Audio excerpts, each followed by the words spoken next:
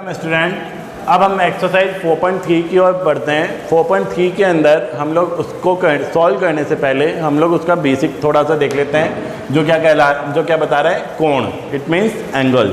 अब what is angle? Angle के अंतर्गत अब आपको क्या होगा, जैसे हमने बनाया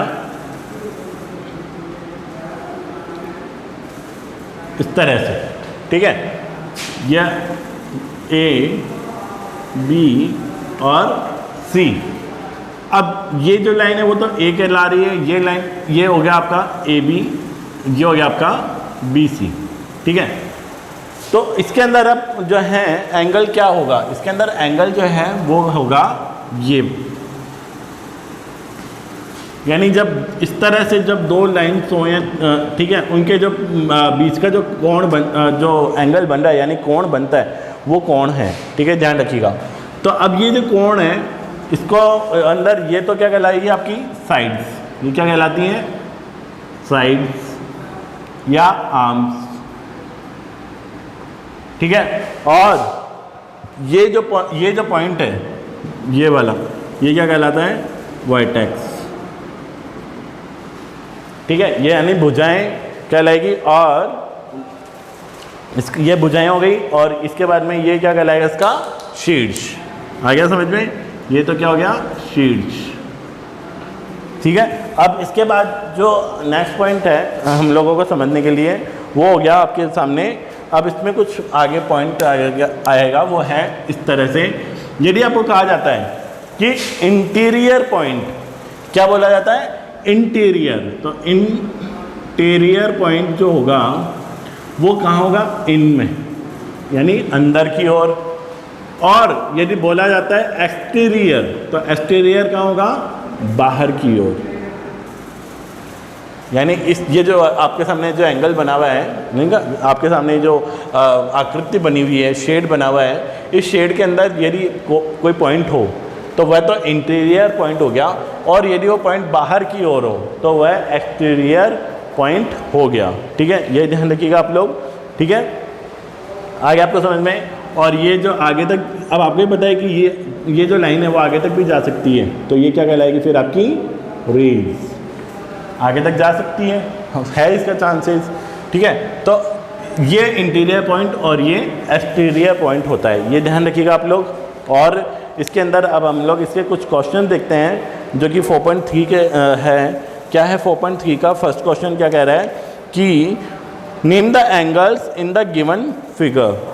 नीचे दी गई आकृति में कोणों का नाम लिखिए। अब सबसे पहले हम कोण बनाते हैं, जो आकृति दी हुई है उसको बनाते हैं हम लोग। अब इस आकृति को बनाया हमने इस तरह से, क्या है वो आकृति, सीधी लाइन, देन ये ऊपर की ओर,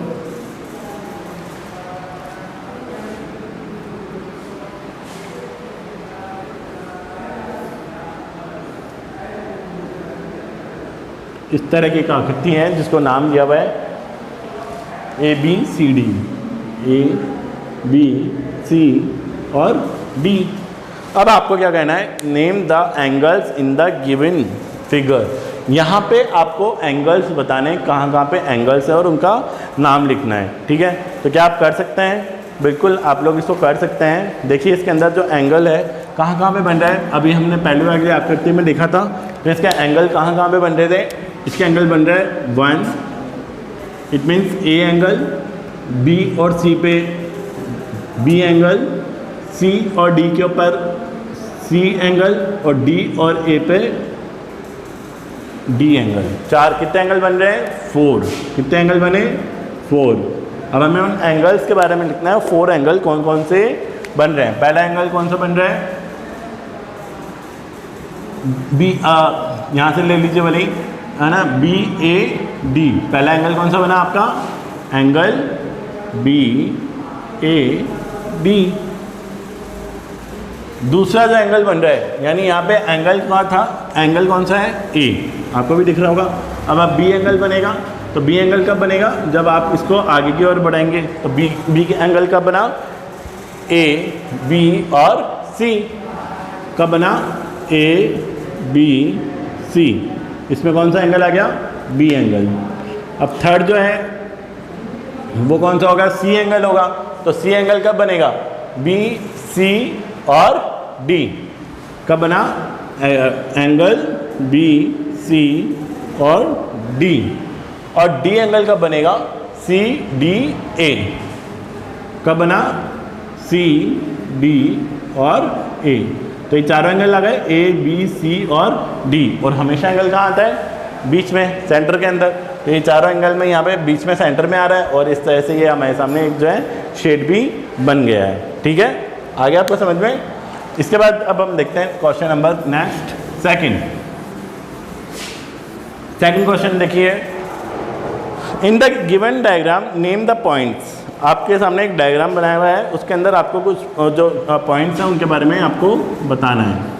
ये डायग्राम बनाया हुआ है, ठीक है। इसके अंदर ये लाइन्स और आ गई है और ये लाइन जो है वो, ये पॉइंट तो है बी, ये पॉइंट है ई, ये पॉइंट हो गया आपका एफ,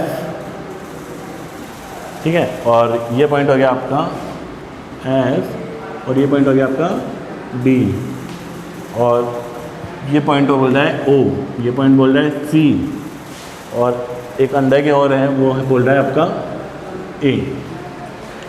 अब आपको बोल रहा है वो कि in the given diagram name the point. सबसे पहला जो है वो पॉइंट आपका बोल रहा है, क्या कह रहा है वो कि in the interior of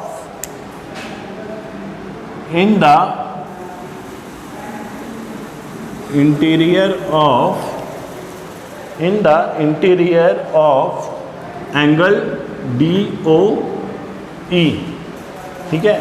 B है, सेकंड क्वेश्चन है इन द एक्सटीरियर ऑफ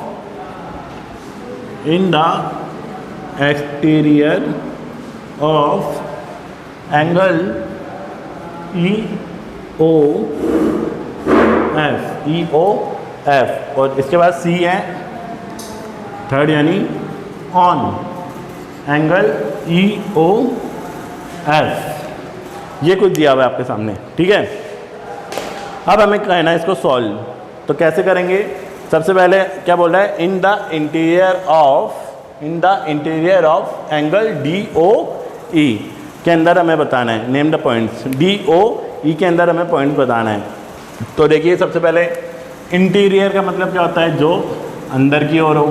अब अंदर की ओर कौन कौन से पॉइंट है वो हमें बताने। कौन कौन से पॉइंट है भाई अंदर, देखिए आप लोग कौन कौन से हैं पॉइंट अंदर की ओर। In the interior of D O E, तो ये कहाँ है, डी ओ और ई। डी और ई के अंदर आपको बताना है इंटीरियर वाला पॉइंट। तो कौन सा पॉइंट आ रहा है आपके सामने, कौन सा पॉइंट है, देखो ए। कौन सा पॉइंट आया आपके सामने, ए आ रहा है ना, ए डी ओ ई। इसके अंदर इंटीरियर पॉइंट बताना है। इंटीरियर जो अंदर की ओर होता है मैंने बताया था, और एक्सटीरियर जो बाहर की ओर होता है। तो इंटीरियर कौन सा पॉइंट आया आपके सामने, आंसर में ए, ठीक है। अब इसके बाद आ रहा है आपके पॉइंट सेकंड में, in the exterior of angle E O F. Angle E O और ये एफ, यानी इस तरह से बना हुआ है, ये ई, ये ओ और ये एफ, ऐसे ही बना हुआ है ना। ये आपको इसके अंदर बताना है in the exterior point of E O F. तो एक्सटीरियर का मतलब क्या हुआ, बाहर से, और ये होता है अंदर से। तो अंदर तो कोई भी पॉइंट है क्या, कोई पॉइंट नहीं है। बाहर कौन सा पॉइंट है, सी। तो बाहर की ओर कौन सा पॉइंट आ जाएगा, सी। समझ में आ रहा है।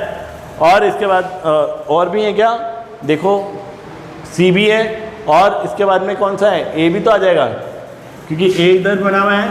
तो ए भी होगा, सी हो गया, ए हो गया। और भी कोई पॉइंट दिख रहा है क्या आपको, हाँ और भी पॉइंट है, कौन सा, ये बी पॉइंट जो है वो कौन सी लाइन पे है, क्योंकि हमारे सामने तो क्या बोल रहा है, ये ई ओ एफ बोल रहा है। तो ये पॉइंट भी तो है यहाँ पे, कौन सा, बी। तो ये भी तो एक तरह से क्या हुआ, बाहर है। तो हम लोग इस पॉइंट को भी हम लोग मेंशन कर देंगे, ठीक है। और इसके बाद अब नेक्स्ट देखिए आप third, on angle E O F. On angle E O F, angle E O F के ऊपर और भी आपको के पर, ऑन मीन्स पर, इसके ऊपर ई ओ एफ पर। तो ई ओ एफ के ऊपर कौन कौन से पॉइंट है, देखिए ई बी ओ एफ, कौन कौन से हैं, बी ई ओ और एफ, बी ई ओ और एफ। आ गया सबको समझ में? इंटीरियर जो अंदर की ओर है, एक्सटीरियर जो बाहर की ओर है। ठीक है, अब इसके बाद ये हो गया क्वेश्चन। अब हम देखते हैं last question number 3। Question number 3 में देखिए क्या कह रहा है वो। क्वेश्चन नंबर 3 कहता है कि draw rough diagram of 2 angle such that they have, दो डायग्राम हमें ड्रॉ करना है। ठीक है, 2 कोणों की रफ आकृतियाँ खींचनी है जिसमें हमें क्या करना है, 1 पॉइंट इन कॉमन, एक पॉइंट क्या होगा, कॉमन होना चाहिए, यानी जिसमें उनमें एक बिंदु कैसा हो, उभयनिष्ठ हो। तो ठीक है, बना लो आप ऐसे। क्या करना है, एक एंगल बनाना है। देख लीजिए एक एंगल बना दिया। ठीक है, इस एंगल में इसको नाम दीजिए ए, ये बी और ये सी। इसके अंदर क्या करना है, 1 पॉइंट इन कॉमन, एक पॉइंट जो है वो कैसा होना चाहिए, कॉमन होना चाहिए। तो यहाँ पे कॉमन पॉइंट कब होगा, जब हम इसी पॉइंट से एक और एंगल खींच देंगे। तो ये कब होगा, तब ये क्या आ जाएगा, कॉमन आ जाएगा। यानी ये पॉइंट हो गया डी। तो यहाँ पे ये जो एंगल बना, ये इसका कॉमन एंगल हो गया, किसका, बी का। आ गया आपको समझ में? तो कौन सा पॉइंट हो गया ये, B, angle B is common. आ गया आपको समझ में? क्योंकि उसने बोला कि 1 पॉइंट इन कॉमन, एक पॉइंट जो है वो क्या होना चाहिए, कॉमन। तो एक पॉइंट कहाँ से आएगा, यहीं से आएगा। तो यहाँ से मैंने एक को इसको आगे की ओर बढ़ा दिया, तो यहाँ पे भी फिर ये क्या हुआ, एंगल बन गया। और ये एंगल किसका कॉमन है, बी का भी कॉमन है और सी का भी कॉमन है। तो हम इसको कैसे लिखेंगे, एंगल ए बी सी और angle B angle C B D. तो यहाँ पे दोनों में कॉमन क्या आ रहा है, बी। ठीक है, अब आगे देखते हैं हम लोग इसका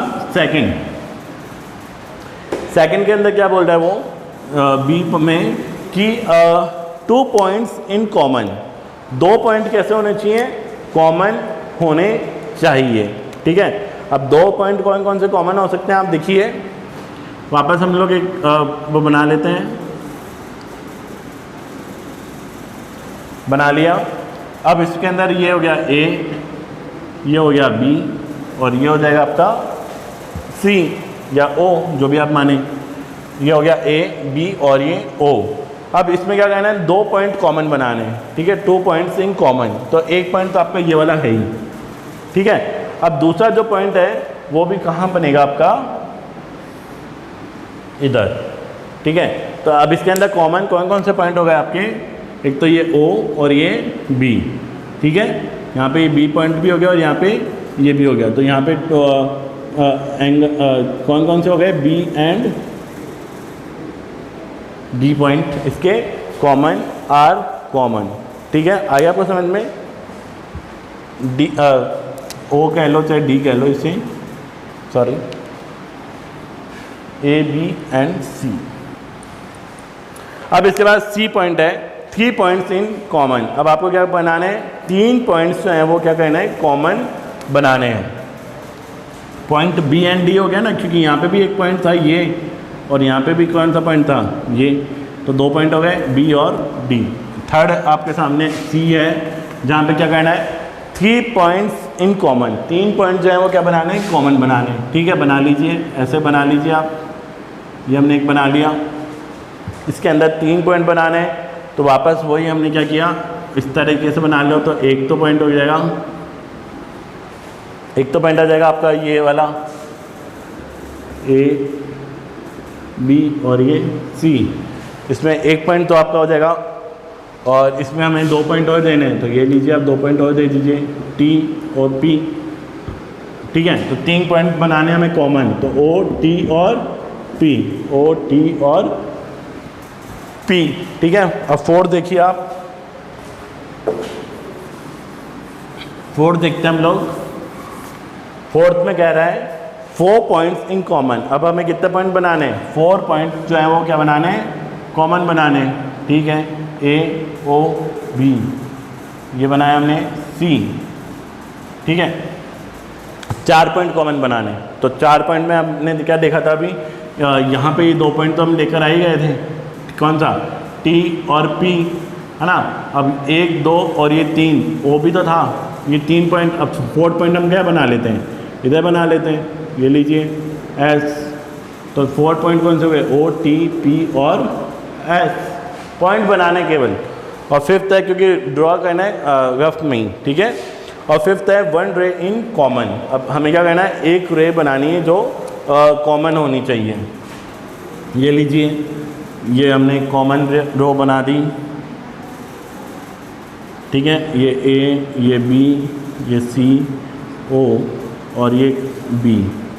अब इसमें रे का मतलब क्या होता है, जो केन सीधी जाती है एक ही लाइन से। तो यहाँ पे पॉइंट तो ये वाला है 1, तो इससे हमने क्या किया, इसको रे बना दिया।